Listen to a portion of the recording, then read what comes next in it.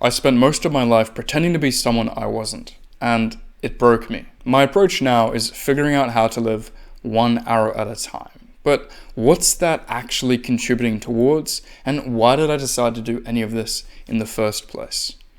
The mission of Almost Ethical is made from a story. My story. So, buckle in, because it's story time. I felt like a persistent outsider for most of my life, and not in the dramatic movie script kind of way, just different. Like everyone else seemed to sync up with things more easily than I did. For me, it led to adjustment, changing myself to fit in, laughing at jokes I didn't find funny, saying yes when I meant no, and pretending I didn't care just to seem cool. It's a familiar trap. We contort ourselves for approval, thinking it'll make us feel seen. And for a while, it works. Until it doesn't. That was my pattern. Things would feel fine, and then that same quiet discontent would creep back. Usually triggered by small things. A spilled drink, a stray comment, a stubbed toe. Of course, it was never actually about those things themselves. But eventually I couldn't ignore that no matter how much I shifted or achieved, that the same pressure was always waiting underneath. That's where this started the thought, all of this isn't working. Here's what I wish someone had told me. That feeling of being different isn't a bug, it's a feature. The discomfort you feel when contorting yourself isn't weakness. It's your compass pointing towards authenticity. Stop trying to fit in. The world has plenty of people already doing that. What it needs is for you to figure out who you actually are. But sometimes we aren't ready for that, and so we'll run away regardless. Just sincerely try to do your best. I ran away to rural Japan because I didn't know who I was anymore, and what I found there changed everything. That might sound dramatic, but it's true. After a series of events happening one after another, I knew that I couldn't keep doing the same thing and expect things to change. So I stepped back, deferred my degree, and found myself in the countryside of Japan.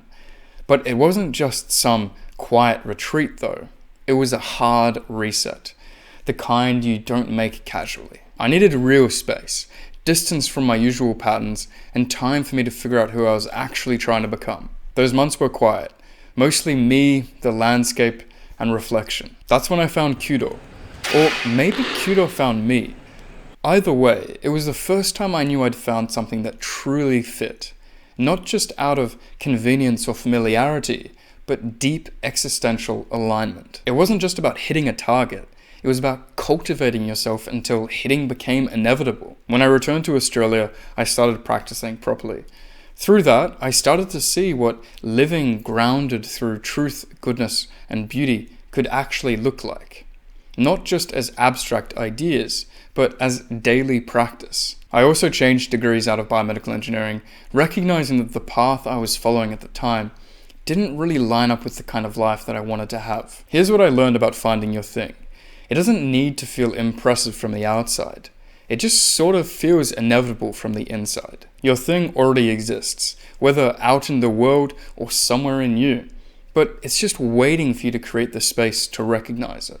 And not calendar space, but identity space. Permission to want what you actually want. If you're feeling stuck and wanting to run away, maybe the answer isn't to try harder at the same thing. Maybe it's to take a step back far enough to be able to see what you've been missing. I thought I'd figured it out, but then I realized I was still running from myself. Back then, when I returned from Japan, I felt like I had clarity.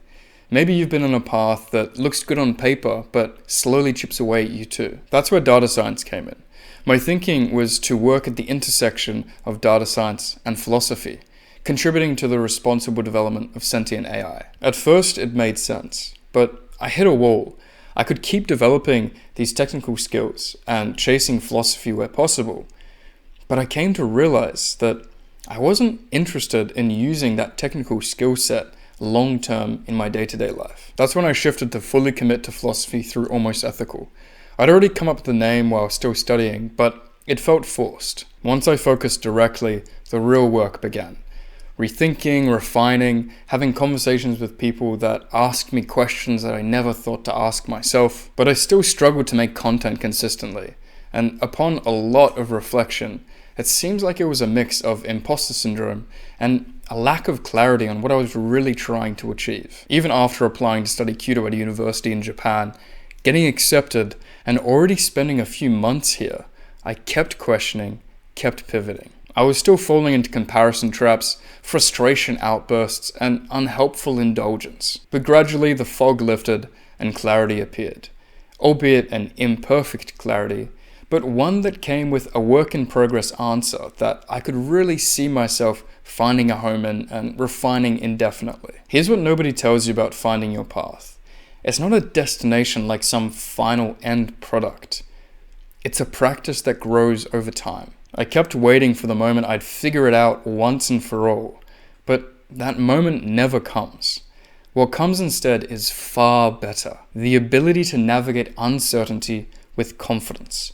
Not because you have all the answers, but because you trust your process in finding them. Every pivot, every doubt, that's not confusion, that's calibration. It's your internal compass working exactly as it should. If you're in fog right now, questioning everything, good. That restlessness isn't bad.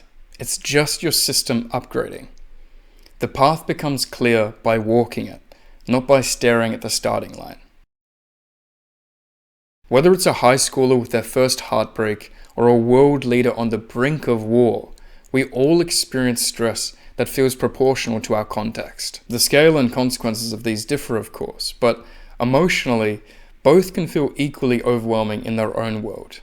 It's about recognizing stress rather than denying it and learning how to handle it. Some say we think too much, that introspection is just mental gymnastics. But I'd say the answer isn't less introspection, it's better introspection. We work on ourselves consciously for long enough until we can unconsciously be ourselves. Like releasing an arrow in Kyudo, we train consciously for years to be able to release without thinking. Trying to skip that step and go straight to releasing unconsciously is usually a mistake. If we were already perfectly ourselves without having been shaped by family, friends, or society, then we wouldn't need any of this. But most of us aren't. We get conditioned into patterns.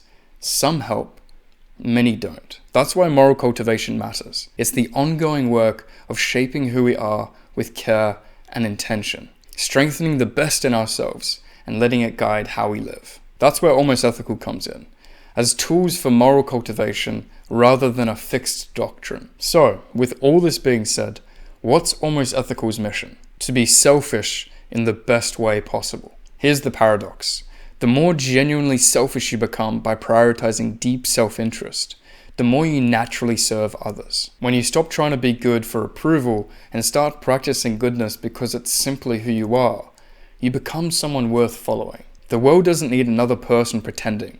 It needs you to become so genuinely yourself that others remember it's possible for them too. The most radical thing in a world of people trying to be someone else is to be yourself. But it takes time. So remember to be gentle with yourself.